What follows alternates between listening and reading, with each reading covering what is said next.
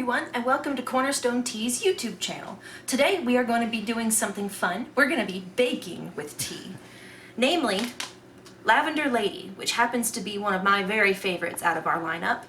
It is kind of like an Earl Grey derivative. So it's like you took Earl Grey and mixed it with cake batter and then added lavender to it. It's a very aromatic, delicious tea. It reminisces of baked goods, which makes it fitting for this recipe.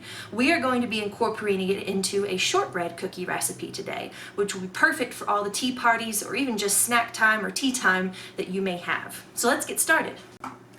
So the first step in this recipe, which I am adapting from the America's Test Kitchen Cooking School Cookbook, highly recommend if you don't own one yet. First thing we're going to do is add a half cup of old-fashioned oats to our food processor. And before we move on, we're going to pulse these until they are a fine, not a full powder, but definitely very fine.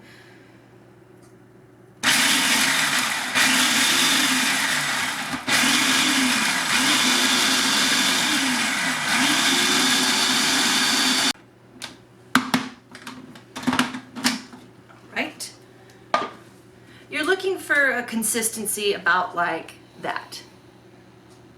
This is more to add texture to the recipe than anything else, and it's okay if they're not fully like floured.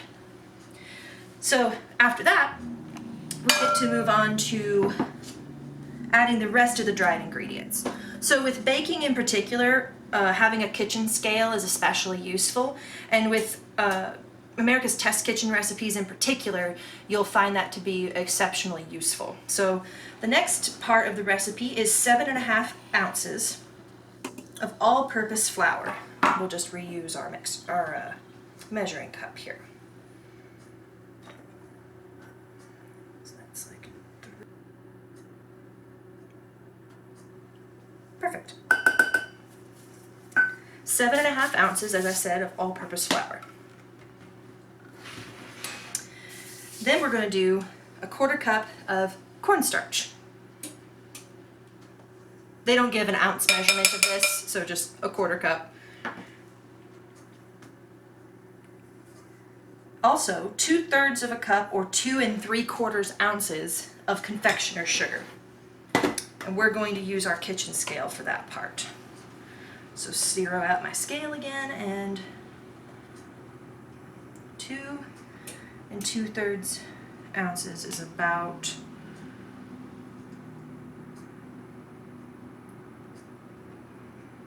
that. 2.68 if you want to be technical, give or take. And finally, 1/4 teaspoon of salt. So this is our dry ingredients. No need to whisk them in the bowl. We are going to be putting them into our food processor, and it's going to do all the heavy lifting for us. This is also the stage at which you will want to add your tea, because we want it to be broken up and incorporated thoroughly as the recipe progresses. And you'll see what I mean here in a minute. I'm going to recommend 2 teaspoons, what that does.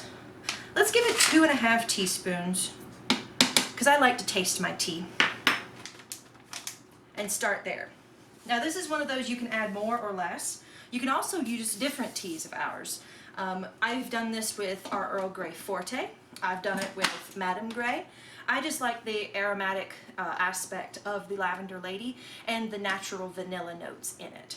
So now that our dry ingredients are all in our food processor, we're going to pulse.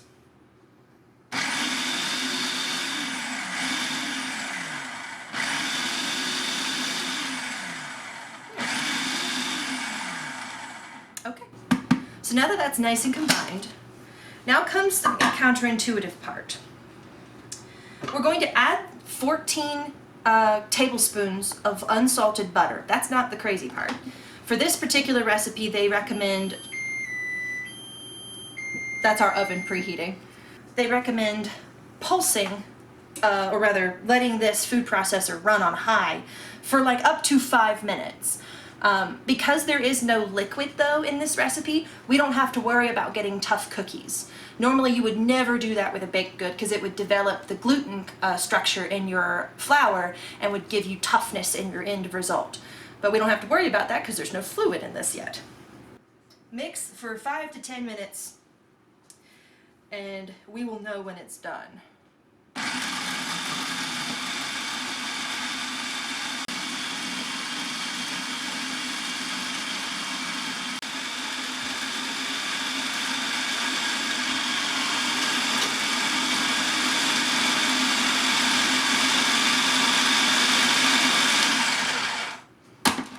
I'd say that's done.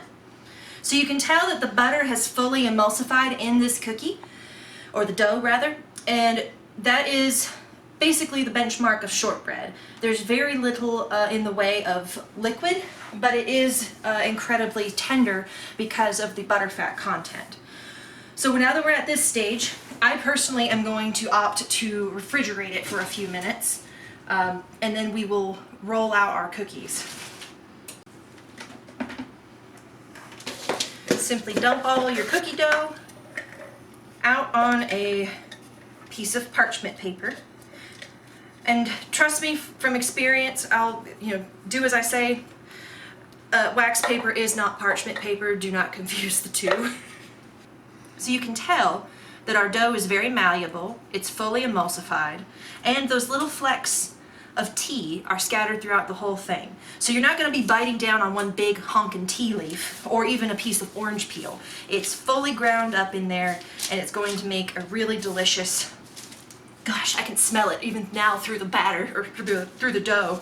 Just phenomenal. I'm just shaping this into a really quick perfunctory log. And as you can tell, it doesn't stick to my hands at all. That's what you want with the shortbread. I'm gonna roll this up and stick it in the fridge for 10-20 minutes, just until it's solid enough that we can cut it with a knife. So now that our dough has chilled for 10-20 minutes or so, it's now time to cut them into cookies and put them on our baking tray and bake them.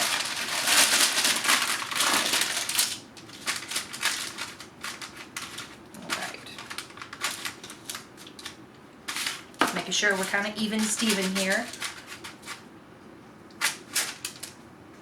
I'm gonna cut them about a 1/4 inch.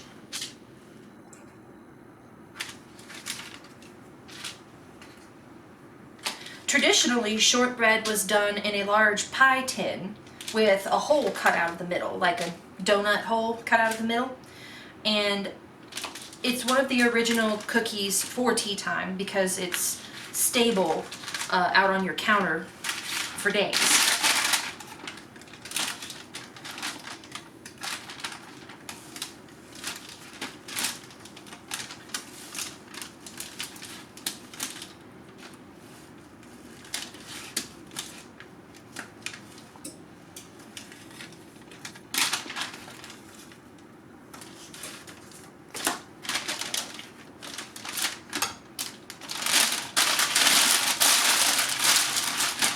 We'll start with 12. So although I've not done it personally, I imagine this dough would freeze beautifully. You would just have to make sure it's thawed sufficiently that you can cut it without it fracturing. Because with a high butter content like this, the butter would keep it from slicing smoothly if it was totally cold.